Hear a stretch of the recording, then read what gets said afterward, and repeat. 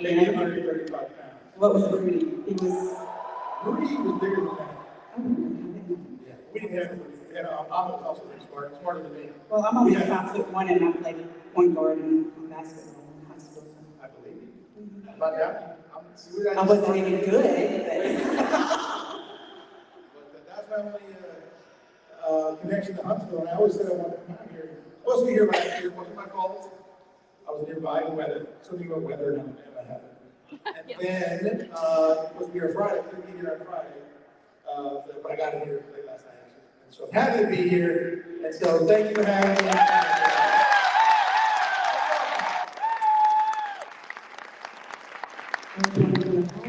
We're excited. We've got a lot of people who want to ask you some questions today, but we'll start off with the very first question of... False. Absolutely false. Because I have proof. No. Okay.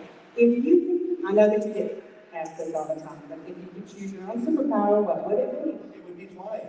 I say all because I would have been here last year. I don't think I'd want to be invulnerable, you know what I mean? I think we're human beings and I would hate to sort of have that over everybody. There's a sadness to me playing Superman we never got to. The show is that, you know, he aged differently, he wouldn't die, he'd lose everybody he loves.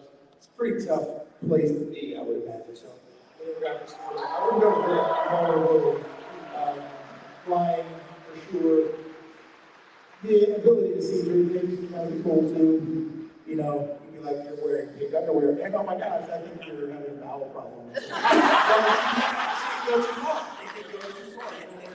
That reading minds is not on. We didn't have that. We couldn't read minds. Yeah. Listen to Jason Lois all around. He would never know. You cannot read your mind. It's always going on. Too scattered. Yeah, we have too much going on. Switch to many places. And then the heat vision and then that stuff, I mean, it can just get out of control. So I would go with flying. That's the short answer. Short answer, flying. Okay. What scares you the most? Me personally? Mm-hmm. I think what scares me the most is once you're a parent, is the health and safety of your children. There's nothing that I've ever been a part of where I've been so vulnerable as to being a parent. My son had a heart murmur when he was very young, like 96% of all heart murmurs in young folks, young kids, is innocent. And I remember the day that we found the kids was innocent. And his mother and I shared custody. He was very young, he was 18 months or 17 months old, or whatever. Actually, he was almost 2 years old. And I remember she took him home that day. I was riding up by the hill, and I had to stop at the side of the road for a moment and have a conversation with God. And I was like, first of all, I was so happy that he was okay. But then I was like, I don't know if I can have more kids because I don't know that I can be this vulnerable to that. Because everything that happens to them, and I know there's so many parents out here, I see a lot of heads shaking. You know, they say you're only as happy as your most unhappy kid as a parent. So that's to me the thing I fear most is something happening to him. And he not being able to be there or be able to comfort him if he needed it. That's my biggest fear. Mine too. I think that's mine too. Yeah. Even though my kid's 32 years old, I still worry about him. Yeah, well, my mom is 57, or no, I'm sorry, I'm 57. That'd be weird if she was 57. She's 77. She keeps reminding me, you know, I brought you into this world. I'll take you out. Thank you, that's it. But she's like, you still always be my son. I'm like, Mom. She's like, well, it's 10 o'clock in the morning, why are you just waking up? I'm like, I was out, dude. Oh, I'm 57. Grown man. You're still my baby. Yes. I can sleep past 10 a.m. Mom. Doesn't mean I was doing anything wrong. So who was your childhood hero? My childhood hero was my father. Father. I'm adopted. My dad adopted me when I was 3 years old. And he was my hero, still is my hero. And it's because he was there. You know, I remember, a lot of people, you know, all the sports I played, my dad coached football, baseball, basketball, whatever. And he was always there. I mean, my first basketball game, he didn't coach that. And I had never played basketball before. There was some kid who was super quick. Every time I tried to move around and get up, this kid was all over me. So I just got sick of it. So I took said child. I was wide up. I was like, yeah. Whistles blew. Parents started screaming at my dad next to my mom. He goes, I think maybe he should play football. Lo and behold, with all American college career, and he picked the right sport for me. But my dad was always there, and as a parent, that's the thing. I look at all the hardest times when I was doing things, and all my sports moments, and even when I broke the NCAA record for interceptions in college, and it was great. It was a great moment. I loved it. What did I get to do? Take that ball and throw it to my dad in the stands. So it was incredible. So yeah.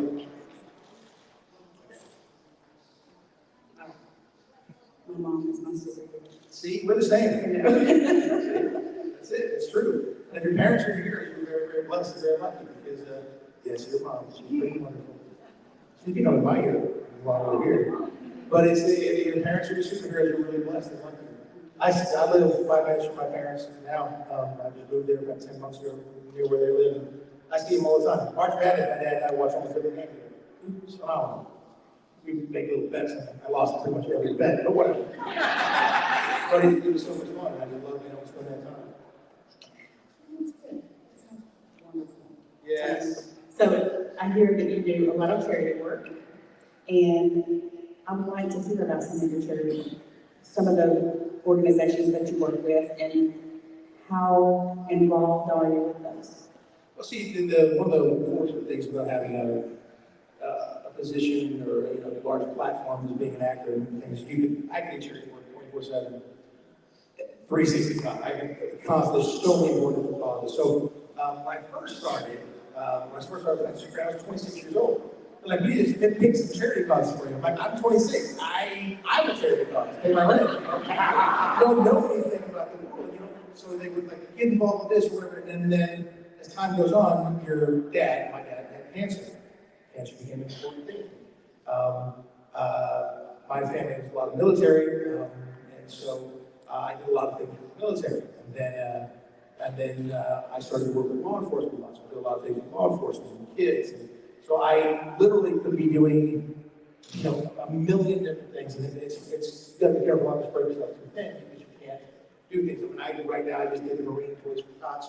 They do more than just Christmas stuff now. They do it year round, and there's all sorts of different initiatives. And I just did a whole big push for them because I now host because I love Christmas so much. I host the Hollywood Christmas. I'm a Christmas freak. I love Christmas. You do a lot of movies.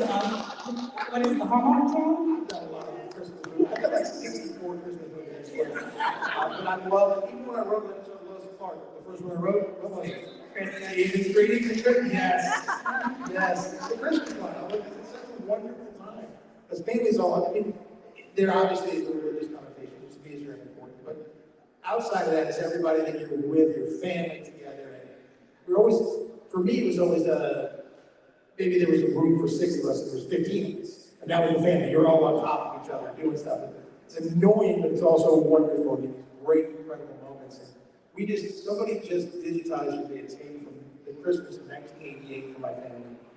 And it's like the most precious thing for the family to sit and watch that. We lost a lot of people, and you look back at it, it's amazing. So Christmas is just spent time for me, and I love that. I totally forgot what we were talking about. Charity work. Yes. So I do tons of stuff. I do all stuff. I work as a deputy sheriff in Frederick County, Virginia, and I work with a group with the Crimes Against Children Foundation. We work to protect kids online and predators, and then I was in real life. I'm fully sworn deputy, so I do a lot of other things. So that's very important to me. As a parent, you want to. Your kids are online, predators have access to them. That's all there is to it. You have to be very careful with what they're looking at, and even if you're all over it, you think you're all over it, you're not, because they have that access all the time. It could be this kid, Billy, that they're playing with for 3 years. Have you ever met Billy? No, we're cool. But then Billy turns out to be a 48-year-old gym teacher at another high school. That sort of stuff happens so often. It's terrifying as an officer and a parent to see that. So I caution everybody to be very, very vigilant at what your kids are looking at on the screen.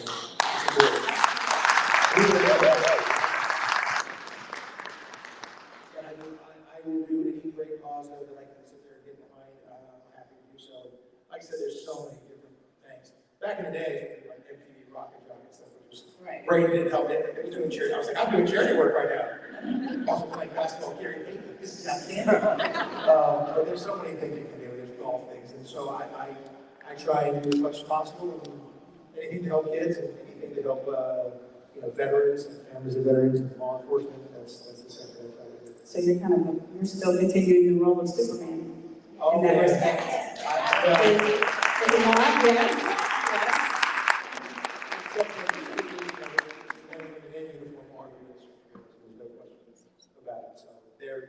I'll be supporting those superheroes. Best I can.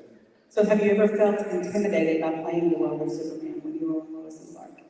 The idea of it, very intimidating. But I thought, the first name said, okay, there's going to be a live action Superman. And I was like, that's going to suck, right? What are they going to do? Because all I'd ever seen was Christopher Reeve didn't do his thing. He was my Superman. And I was like, well, it probably isn't going to look like that. And in effects, I was like, this is probably not, because there weren't superhero shows back then. For those of you younger than me, which is everybody in this room, I'm 60. Are you coming like 3 years? Two and a half. 2.5. I'll be 58. I'm a lot older than him. You're low, so you're 42. I failed that. Don't she look great? She looks really good. Yes, sir. Bless you.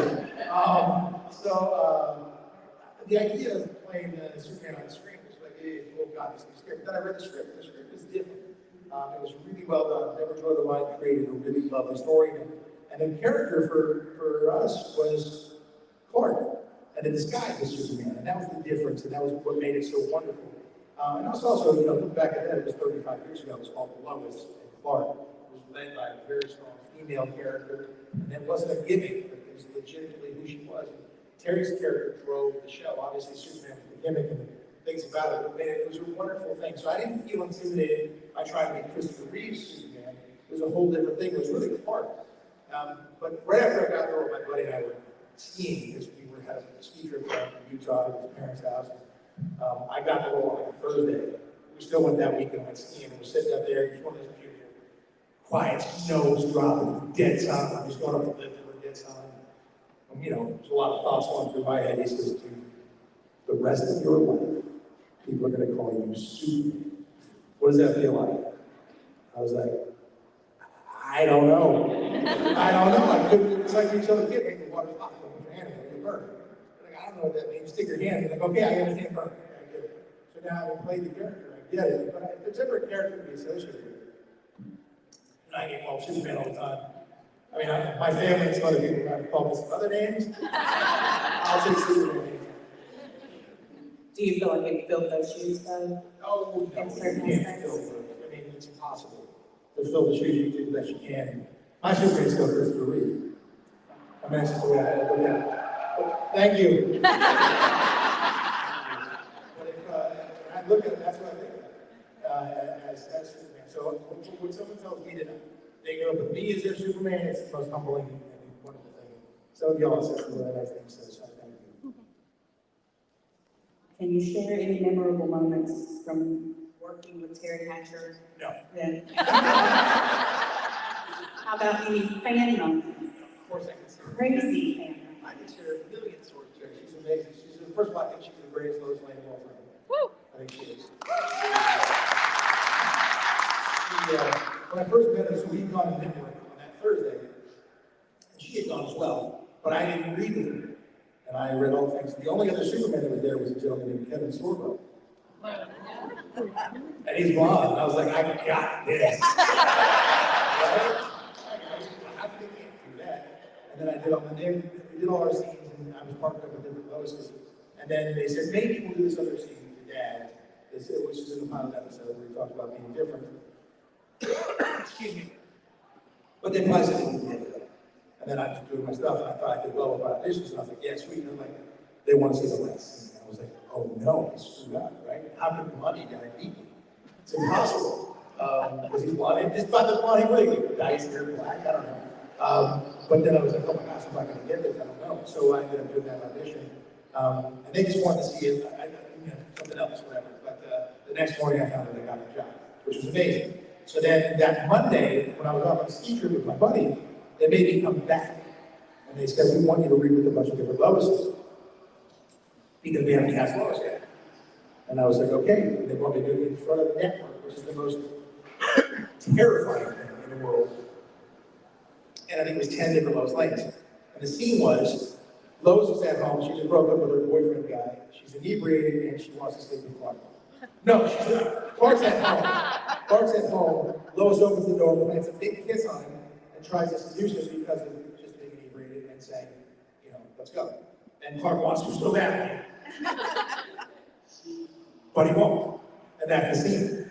Now, 10 different girls burst into the room, kissed me on the mouth, and then did the scene. I was like, this is, first of all, after I passed the first couple ones and they weren't picking on my acting, I was like, this is the greatest job ever. This is the greatest job. But I went through 9 different girls and we did those scenes. Some were better than others, and some were better kissers than others. We did that later with you.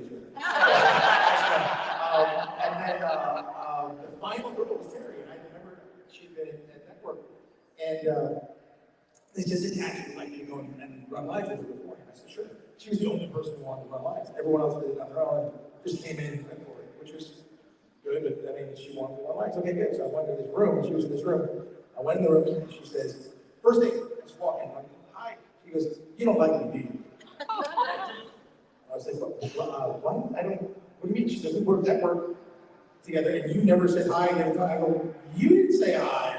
And, I was just trying to get a job. And I said, we weren't, paired up or anything like that. She's like, but she started off throwing me off balance immediately. And that is Lois. That is Terry. And I was like, what? And I just reacted to the things she did. We read the scenes, then we go in there and do it in front of the network. And she was the best actress in the bunch. Totally honest. The best kisser too. And if you see the show, I kiss her off. I mean, that's important, right?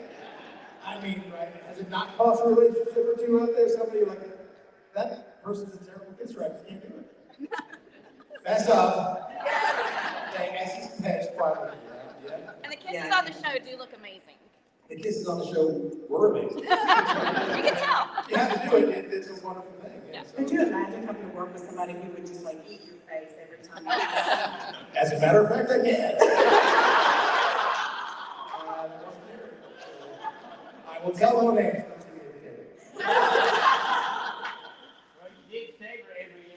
I did save her every episode, except for the one where she played Ultra Woman. I think she played a little turnabout for fair play, I guess. But she was the best one, and she really was a fantastic kisser. She was. It was important. If you're gonna kiss somebody all day, you really better. Nice. Right? Yeah. Can I get an amen on that? And the congregation said, Yeah.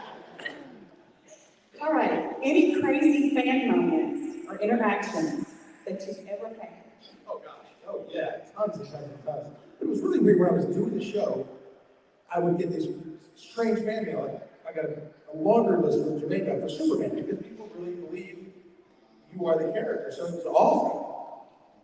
Surprising and also sad when you get a grocery list from somebody from Jamaica because they believe you're Superman and stuff like that. It's crazy. And then there was one point in time where I made a joke. I don't know, some Tom Jones was doing something. I go, well, I don't get sent any girls' underwear. Oh no. That's what happened then. Yeah, so I got a lot of girls' underwear. So I'm selling them at the table. No, but it's a really strange thing. And then there's moments where, because in any of the Comic-Con things, there's people that I grew up watching that I love. That's maybe I met or maybe I haven't met or seen anybody. And you're like, hey, I love your this. Well, I love you. It's like, how do you even know I existed? It's amazing. That's fun. Those very cool moments where you see people who you admire and they know who you are and you admire their work. And that's a cool club to be in. So that's one of those wonderful things. But I mean, I've had all kinds of, there was an incident, and I've been an officer for about almost 10 years now. But there was an incident when I was in Los Angeles when I'm not an officer. So if you're an officer, you're always an officer. And there was a gentleman who was having a seizure, middle lane for 405. If you know California, it's a crazy thing. I stopped, put my truck in front of his truck. His car was banging up against the edge. And other cars were all just zipping by. And I got out, and then he got combative and wanted to fight. 911 was called, all kinds of things that goes on. I finally ended up having to restrain the big old gentleman. He was a big, strong young kid. And, but he was going around traffic, and it was just crazy. Anyway, so finally the fire guys get there, and we had to put him in a stretcher, and then put him down, and pull him down, and they had to administer a sedative, all kinds of stuff. All that goes through. I was on my way to work to go film this other show. This was only about 5 years ago. And all finished and done on this, and I was talking to the fire captain, and I was like, how long were you with him there before we got it? I said, about 10 minutes. And I said, yeah, he's a big old strong kid. Good job. He said, he was, yeah, thanks. He goes, you're Superman, right? And I was like, well, not today. It's those moments you're like, wow. All right, and then of course we play basketball with anybody in this slot shot. Get that out of Superman. So, you know, then you meet a woman and she's like, no. So there's some good stories in it. It's a lot of fun, and it's a wonderful thing to be associated with, and I'm super proud.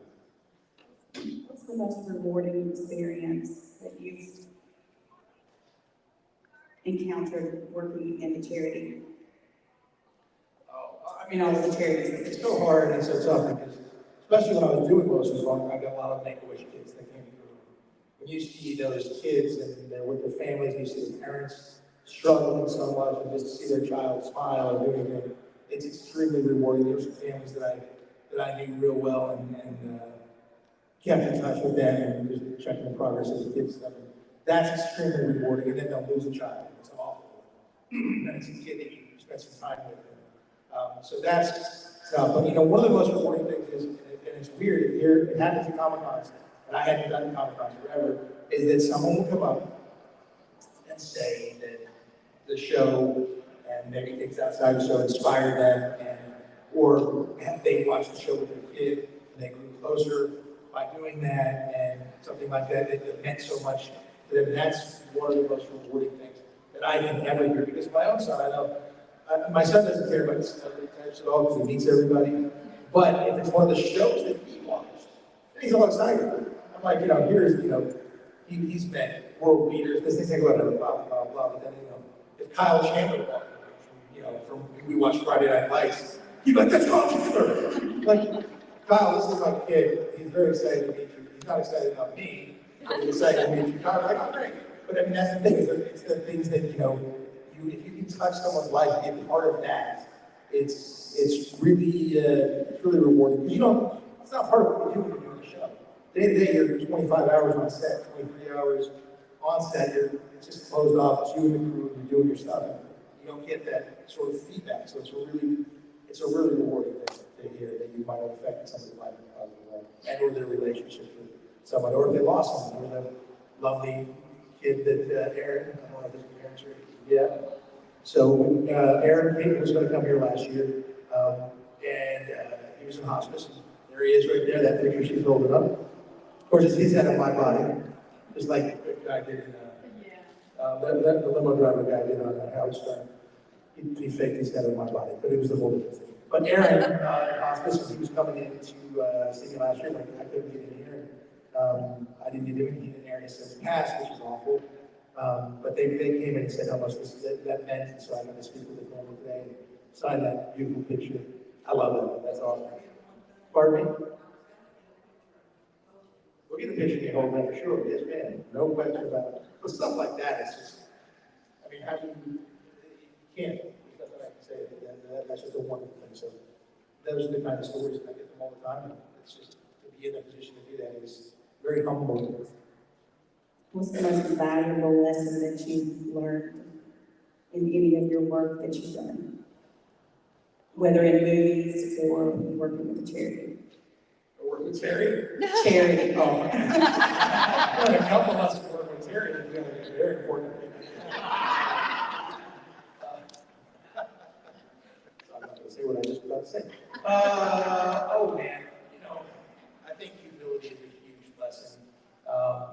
To learn, and just life just teaches that to you. You know, you just get humble, and then you have this big world we have here with social media and all that sort of fun stuff. I'll be like, I believe in the Second Amendment, and then response is, you're the worst Superman ever. Okay. Didn't see that one. That's a real problem, of course. We won't see that one. You know, so I think it's just humbling, and I think you really have to have, especially, and I feel for the young people here today, who are growing up in this world of social media where there is no anonymity, there everybody's judging everybody all the time, all that's out there. We're all gonna make mistakes. We should give people the grace to do that and make those mistakes and accept that there are other views. There's a problem right now in this world that we're so polarized. If someone thinks one thing, they can't even speak to someone who feels the other way. That stuff is just out of control. And I think that. And on the flip side, there's always the person who, whenever they learn from their mistake and they go to apologize, people still want to crucify them for what Doesn't matter what they've done. Yeah. You know, you can be Elon Musk, the wealthiest guy in the world. People are like, you're an idiot. It's like, well, I do send rockets to space, not like Rocket City. I don't want to get any upset. But you know, there's that kind of stuff that goes on. No matter who you are, how successful you are, you're the Rock, and you're making bajillions of dollars, and you say, okay, I felt this way at this last election. I feel I'm not going to say I don't want to be political this year. People attack him, so you have to learn that. Used to be the reason my dad didn't want me to be an actor was for that reason, because people attack actors for everything, how you look, what movie you did, what you said here, blah blah blah. Well, now everybody's in that ballpark. So you know that humility, I think, is the biggest, smartest thing that I've ever learned. My son, you know, he makes the world and his father, and I'll say, read my Twitter for 4 minutes and you're going to see all the hate I get. Understand that it doesn't affect me. And it doesn't affect me because I think the truth is, when I read some of the comments on social media, the anger and the hate and that sort of thing, honestly, I just say, well, I'll pray for that person, because whatever is in their heart to make them say that, and feel that, and need to express that to me on Twitter, they got a bigger problem going on than I'll ever have to deal with. So it's a hard thing to do that, give grace, but I think it's a weird time right now. I think we're in sort of the dark age, if you will, and we'll come out of that on the other side. So, any advice that you would give any of the young people in the audience who want to get into acting or anything like that? What would you give them? What would you say to them? Well, when I told my dad I wanted to be an actor, he gave me a three-word piece of advice. Don't do it. And that's true. And part of the reason was he didn't want me up, like I said earlier, he didn't want me to be up there to get ridiculed and judged and all that stuff. But another part of it is, if you can make a living and you're happy making a living doing something else, do that, because life's going to be easier. There's a joke in Hollywood: how many actors does it take to play a role? And the answer is 100, of course. One to play the role, and 99 say, I could have done a better job than that. It's true. You're going to get picked apart, but you have to put that away. As an actor, you got to look silly as an actor. You have to do all these different things. You got to play characters that aren't you, that are part of you, or this or that. It's a difficult way to make a living. So if you can make a living doing something else, you don't feel like that is your calling, do it. But if you're always drawn to being an actor, being in front of the camera, do that too. But just understand the road. It's a tough road, you know. It's bumpy. It gets bumpy. It's bumpy. By the way, bumpy in airplanes I don't like, and I flew it yesterday. It was very windy. Just an aside, I didn't like that. And you got here safely, so thank you, God. I'd like to not have so many bumps on the way out. If anybody can do anything about that here, I would appreciate it. Were there any roles that you were offered to play that went against your morals or your, Sure, lots. And I played it. I'm not going to, every project that I do, being God's Not Dead, I play like the worst character ever. I mean, if anybody saw God's Not Dead, I'm with my girlfriend, or my fiance rather, and she tells me she has cancer, and I go, well, that's a deal breaker for me. That's not. And I just reprised that character in God's Not Dead 5, which we just shot. So he's still alive, and he's still awful. He's going out there. There's lots of characters. I mean, Scott Peterson wasn't one of my top moral guys on the planet. But then I turned that thing down a bunch of times because I didn't want people to, because it was fresh, it was happening at the time. You're not familiar with the Scott Peterson story. And yeah, it's a tough one. And my agent and I were talking about it. He's like, I don't know, man. You kind of look like it. Like, I know, it's too much. People might be chasing you up and down the road with pitchforks. So maybe that's it. And he wasn't found guilty yet. So there's lots and lots of rules that go against what I believe in. But I think in order to tell the story, sometimes for something more virtuous or for someone else's character to do something, you need the bad guys and I'll play it. You know, I mean, that's part of being an actor. I like to play all different roles and aren't always me. I love making faith-based movies. I do tons of those a year because I want those things to get out there.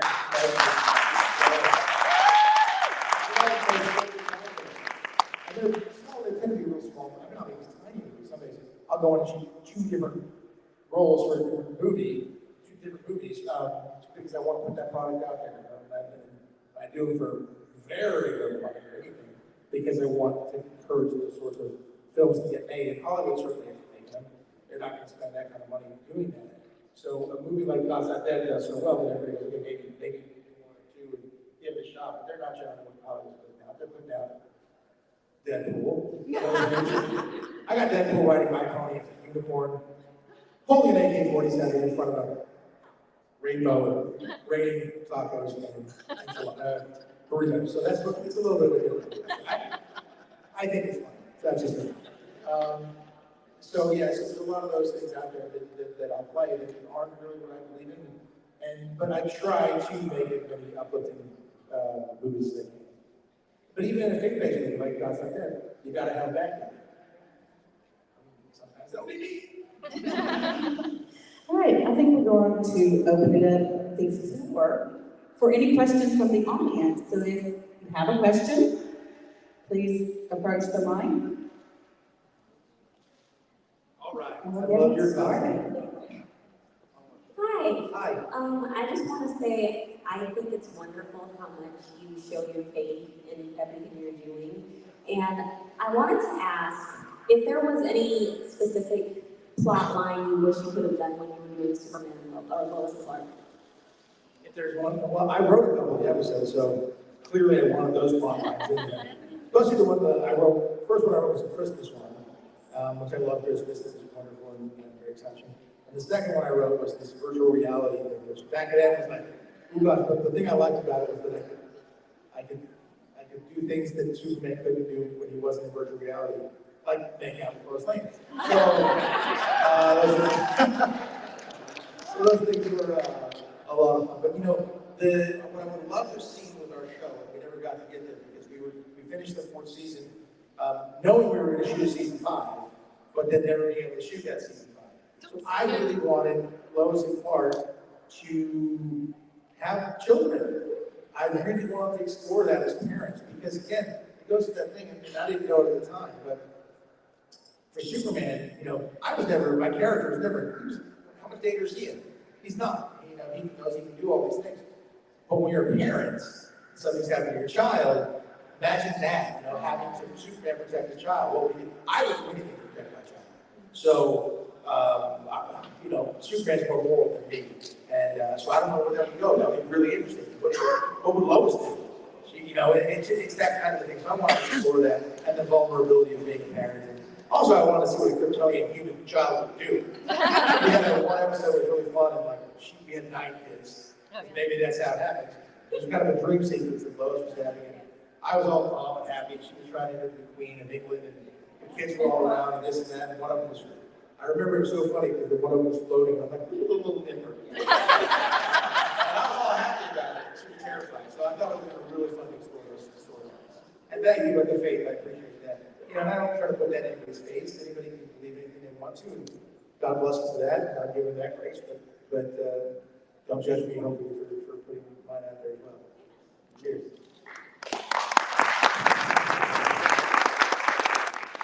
Nice talk, by the way. You're very tall. Thank you. So, my name is Dean Cain. I'm in the top 10% of restaurant reviewers for Google. Restaurant reviewer. Yeah, no big deal.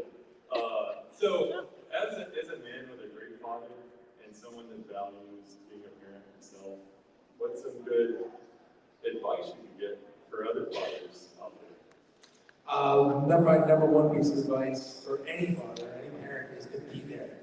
One thing I was trying to get to and I forgot to mention was that one of the reasons I was always so confident and not afraid to try new things when I was a kid is because I took my parents for granted. I knew they made my football game. I mean, when I made a play, I looked over to see my folks. You know, and then I get to college and I throw my dad the ball. You know, it's the greatest thing. So I knew that whatever I tried or wanted to do, even if I failed, my parents would love me and be there to support me. That's a wonderful thing to have. And also, as a parent, be patient with yourself. Give yourself grace. You're going to be, thank you. You're going to snap. You're going to raise your voice because 17 other things are bugging you, and now your kid wants this, and you're going to snap at it. And the kid's going to cry because your words weigh 1,000 pounds. You know, but give yourself the patience and always apologize and explain what happened afterward. I got in trouble a little bit as a child and went around getting reprimanded. And I did get the belt once or twice back in those days. Not today's days, you know, someone's going to jail. But I took a whooping, and I pretty much, let's be honest, I pushed it to where I was going to take a whooping, and I what's the boundary? And a lot of kids did that. But when that happened, afterward, my dad would come in. He claimed it was only once. I disagree. But when he come in, after he come in, he explained to me how much he loved me and why he did what he did and why that was, and that was it. It was wonderful. Yes, yes. And said, and I did the same thing with my son. I still do with my son. He's almost 24. He's also heavily trained Brazilian jiu-jitsu black belt. But he's not a black belt. I apologize because I also don't want to strangle him. But you know, it's the thing is, you know, it's just that, you know, you have to give yourself some patience. You're going to make mistakes, but if you just cover it with love and honesty, I think everything turns out well. Great, thank you so much. Good luck to you. Yes, sir. Cheers. Hey, what's going on? Good to see you. I asked Brandon this, and his. Oh, don't ask me that. With your history of Superman and being on the CW shows, have you been offered the guest appearance on the Superman and Lois? Oh, yeah. Never read Superman and Lois. By the way, Tyler Heckman is one of the nicest guys on the planet. What a great guy. And I haven't seen, I mean, I saw a little bit of the show, Superman and Lois. And it's Berlanti. It's Greg Berlanti. And he did Supergirl, he did DC Legends of Tomorrow. He did it's all Berlanti world. But it looked and felt a little the same to me as those other shows. So I started watching it. I was like, oh, it's kind of like one of those shows, the same tone and feel, kind of that same world. And I was like, I wasn't compelled to watch it because I've seen all the other shows that have been on there. But they, as far as I know, they never reached out to do that show. So I never did. I probably would have. I have great respect for Tyler. Obviously, it's the last season of the show, so I don't know where that's going to go. But they never reached out to me for that one. I think they figured 2 or 3 of those shows were enough for me. It's getting confusing. I was Superman. Now I'm my dad. She's my cousin. It's like we're a family from Kentucky. I'm just kidding. For Kentucky people. I'm kidding. Now I'm Kentucky.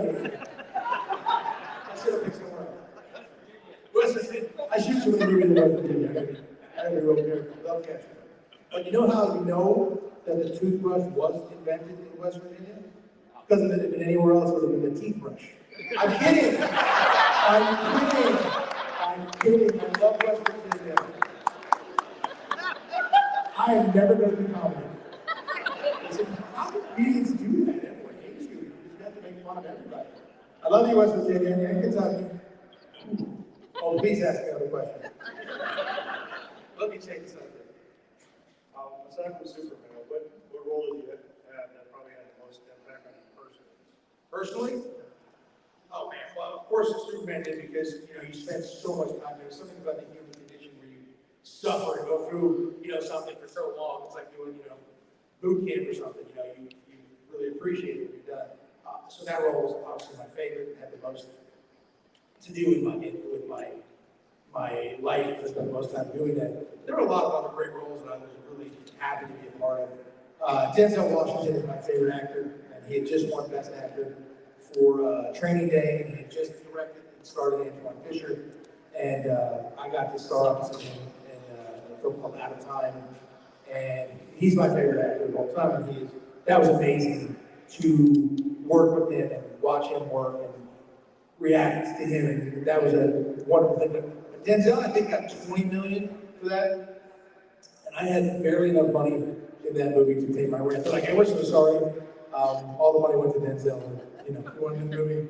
pretty much have to pay for it yourself. And I was like, okay, yeah, it was him. But that was a really wonderful learning experience.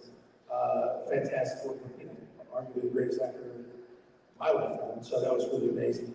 But I've done so many other films that just, The Way Home was a tough one for me because as a parent, I was feeling away from my kid, and I lived in the same headspace for 3 weeks in a row. It was awful. I was very depressed. I didn't see my kid, and I was dealing with a lost kid and the thing, so it was just an awful place. So all the roles affect you to some degree, a little bit, depending on what you're playing. But those are two of my many. Thank you. Sorry to cut this short, we are at our time limit. I'll do it real quick. One more. He's got the drag lens on. I got it.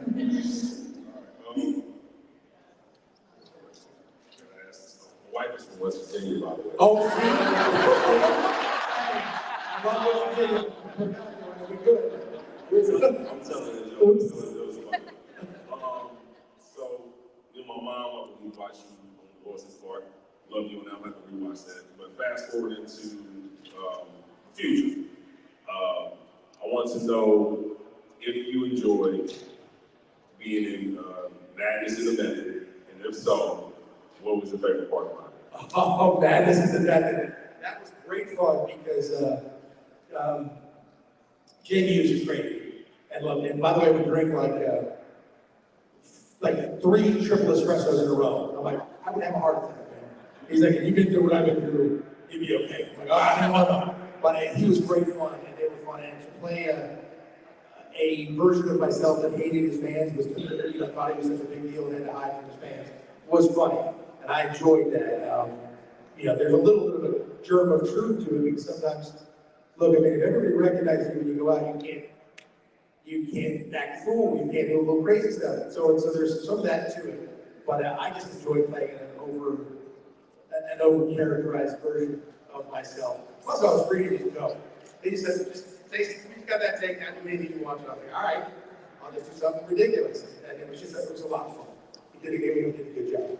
Thank you. Appreciate it, thank you. Tell you what, man, nothing against West Virginia. Ooh, thank you all for being here. I really appreciate it.